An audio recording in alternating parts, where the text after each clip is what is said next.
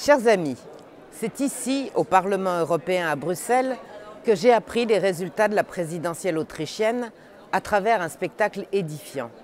Les députés du PPE, groupe politique auquel appartiennent les députés français, les Républicains, tombant dans les bras des députés socialistes, des députés verts et même des députés d'extrême gauche. Tout est dit. Face à la résistance des nations d'Europe contre leur dissolution, toutes les alliances sont justifiées aux yeux de l'oligarchie européenne. Il est vrai que Jean-Claude Juncker, président de la Commission européenne, c'est-à-dire du gouvernement de l'Union européenne, avait donné le ton en qualifiant les électeurs du candidat anti-système de profiteurs et en refusant tout dialogue avec ce qu'il qualifiait de droite dure. En France, les forces politiques qui s'opposent officiellement sur les plateaux de télé ont aussi communié derrière l'élection du candidat écolo, qui n'a pourtant été arraché de justesse que par le vote par correspondance, le vote dénaturalisé de fraîche date et celui des bobos des métropoles autrichiennes. Les républicains et socialistes français, oubliant bien vite que le peuple avait disqualifié leurs homologues autrichiens dès le premier tour. Notre Premier ministre Manuel Valls, qui n'en est pas à une énormité près, a fait part de son soulagement. Depuis l'extrême gauche jusqu'aux républicains, tous ont partagé la même allégresse, tel Christian Estrosi, qui a osé saluer une victoire des démocrates. Il est vrai que tout comme le nouveau président autrichien, il ne doit son élection à la présidence de la région PACA qu'au soutien des politiciens de gauche. Seule l'allégresse des Verts français me paraît quant à elle légitime.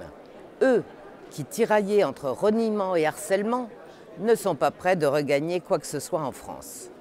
En vérité, cette exultation, digne de supporters de football qui verraient leur équipe marquer un but, est explicable.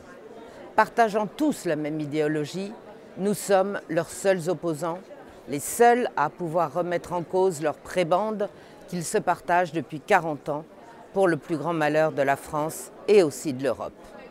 À Paris comme à Bruxelles, leur attitude est donc identiquement sectaire.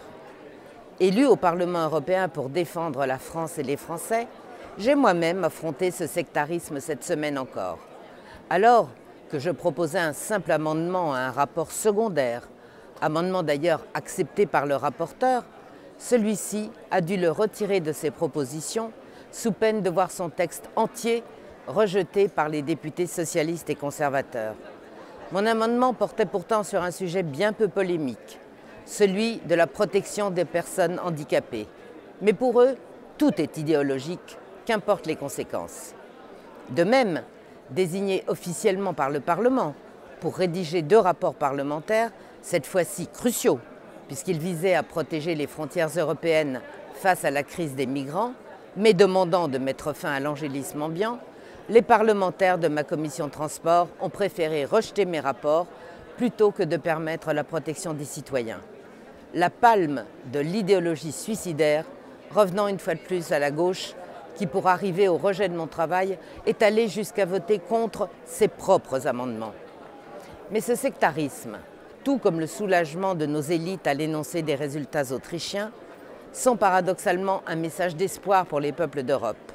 Car à 49,7%, avec pourtant tout l'établissement contre lui, ce résultat constitue en 2016 la dernière sommation faite par un peuple d'Europe à nos élites mondialisées.